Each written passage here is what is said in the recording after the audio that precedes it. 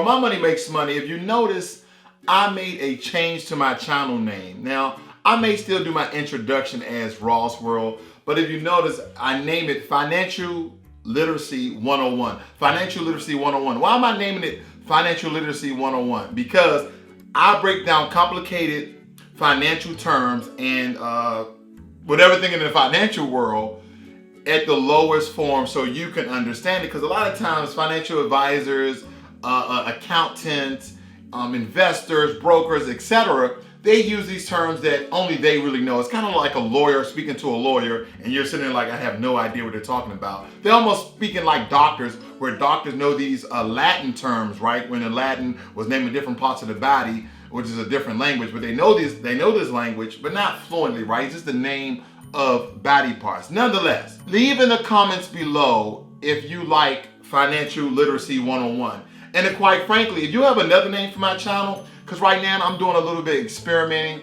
I'm testing a few names out. I kind of like Financial Literacy 101. It's plain, it's simple, it's right to the point, just like me. But if you have another catchy name, hey, who knows? I may or may not use it. And then I'm upgrading my camera gear, okay? I'm upgrading my camera gear.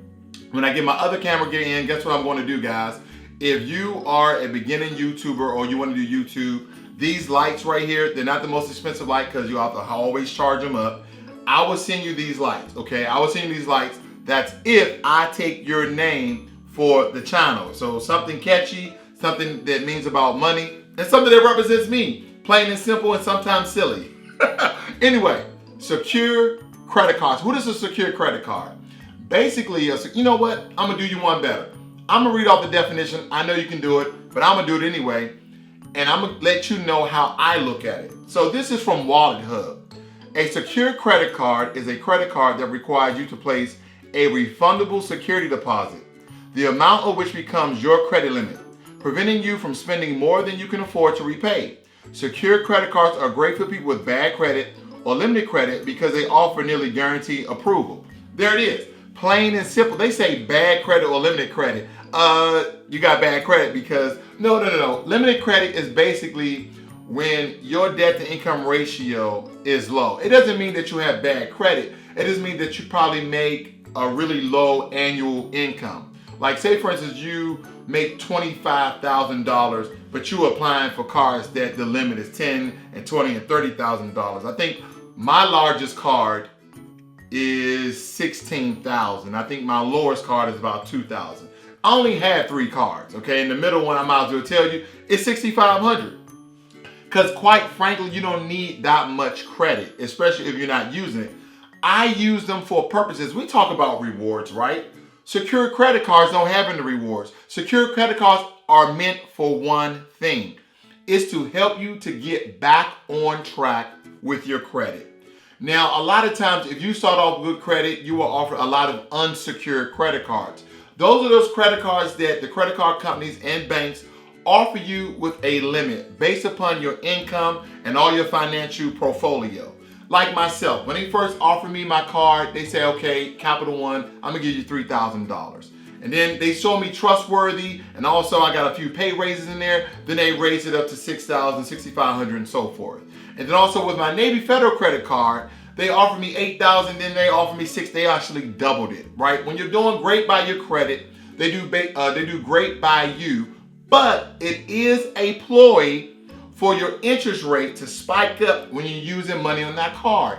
It almost amazes me that when you are getting close, right? You're getting close to the limit on your card, your interest rates trickle up, right? Your interest rates triple up. See, when you have a secure credit card, you're using your own money, right? For refundable security deposit. That means when you apply for this card, you essentially have to pay anywhere from $50, $150, $250 to $500, and you're going to use that card responsibly, right? Because it's not that they're going to take your money. You're just loading pretty much like a debit card. It's like a debit card, but the key thing about secure credit cards is that they are reported to the 3 credit agencies. That's TransUnion, Experian, and Equifax.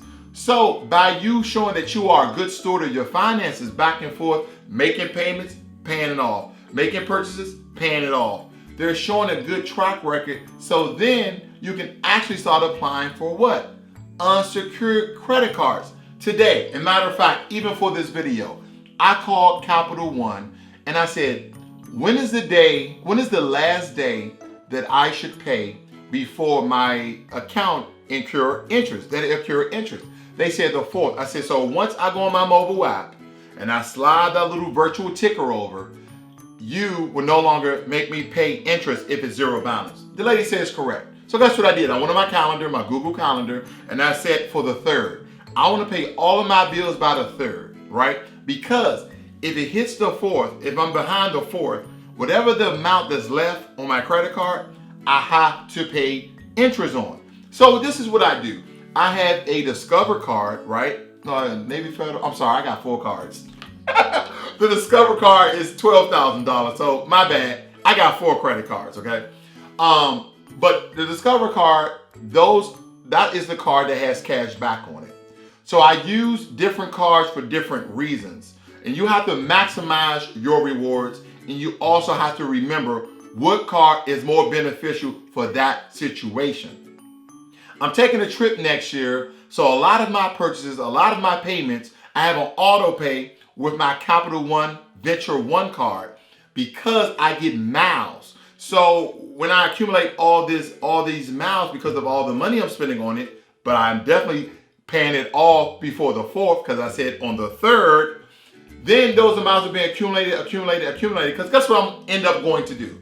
When I pay for my flight, because I'm paying my regular bills and also my purchases. I mean, here's my thing, guys. I pay my car bill with it. I pay my insurance with it, my groceries bills with it, my utilities bills with it, my Netflix with it, my Amazon purchases with it, because I'm going to buy those things anyway. Why would I use cash if I'm trying to accumulate points to deduct amount off my ticket next year when I fly?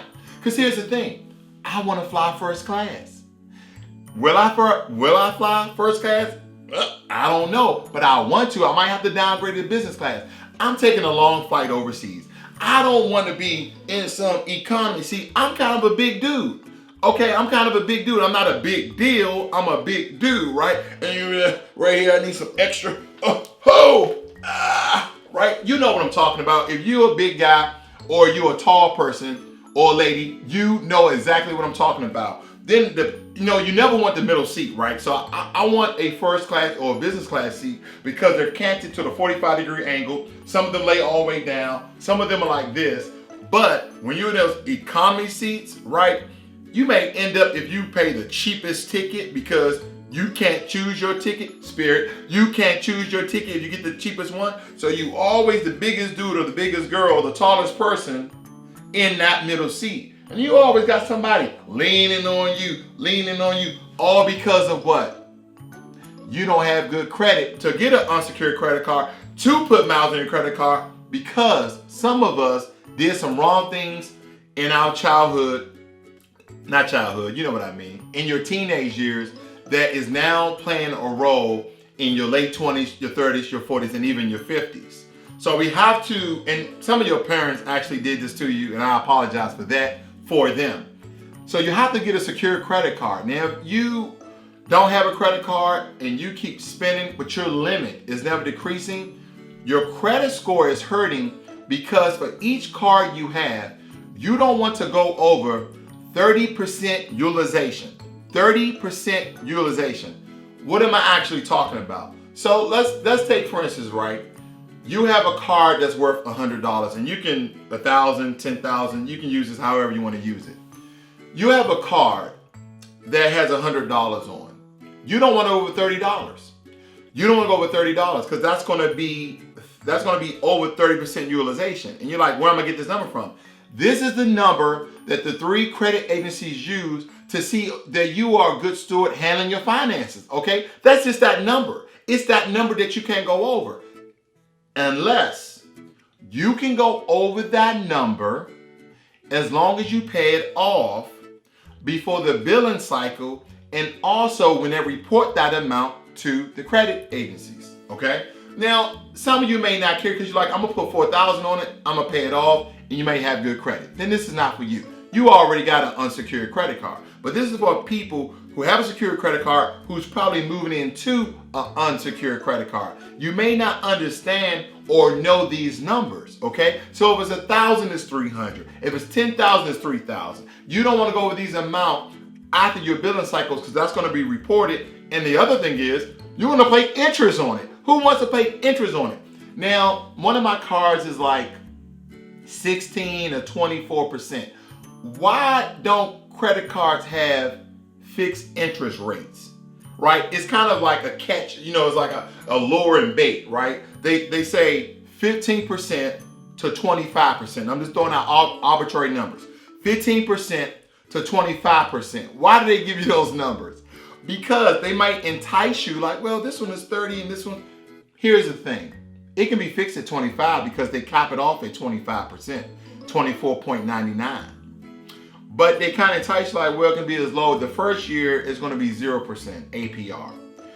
Then after that, you may or may not have to pay an annual fee. None of my cards, I pay an annual fee. No.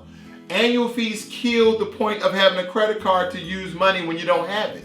So some of these cards are 95%, and I believe the Venture card is a $95 annual fee, but it has like 2.5 cash back or 2.5 miles back.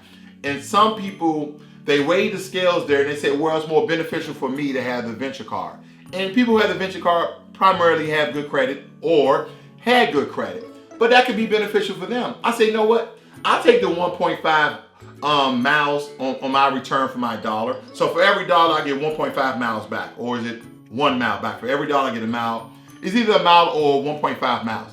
But that's neither here nor there. The point I'm trying to make is I don't want to pay the credit card companies $95 a year to hold their credit card, right? To hold their credit card. I'm not going to do it, right? That's my amount of me paying for my Amazon Prime, $120, $95. Okay, I don't want to spend that extra money if I don't have to. So I'll take the hit there. But the key is building up your credit with a secure credit card, sending the most you can. So you show a good track record of paying things and then paying off your cards. Purchasing things, then paying off your card. Then you can slowly move into an unsecured credit card. And sometimes they'll offer you an unsecured credit card for $300 to $500. And you think that's not no money, but you have to start somewhere. I too went through a bad credit phase where I have a Capital One credit card that I don't even use, and that's why I haven't even said it. It still got $300 on it, but I don't use it. So if I don't use it, they're not going to cancel it, and guess what? No interest is being billed. But look where I came from. $300 secured credit card to 2 cards well over $10,000. And I don't even need that amount of credit, but it helps my debt to income ratio. Some people may argue that you may have too much credit, right? Even though it's not being used, that you can go topsy-turvy or you can go crazy with your credit. Let me tell you something. In my opinion, that is not valid, because if you have a if you have a credit history of using your credit wisely and responsibly, your credit score will be well over 720 like mine. So we're all trying to get to a point. And here's the thing. We know at the end of the day that your credit score is only a tool, is only a number for you to do what? Attain more debt. You have to use debt for your advantage, like what I'm doing. Like if I'm not going to travel anywhere in the next year or so or next month that really costs that much money, I use my cash back. Then I turn that cash back to pay off my credit card bill, because again, I use these cards on my everyday expenses, for my every month expenses. I just don't go splurging and buy tickets to Vegas, put it on my card, put it on my card, put it on my card. No. These are reoccurring bills that I have anyway. I just let Capital One pay for it. And then when I get paid with my hard working earned cash, boom, I pay it off. This is Financial Literacy 101. Tell me what you think about the channel name. Leave in the description. I'm Ross World. My money makes money. I'm out.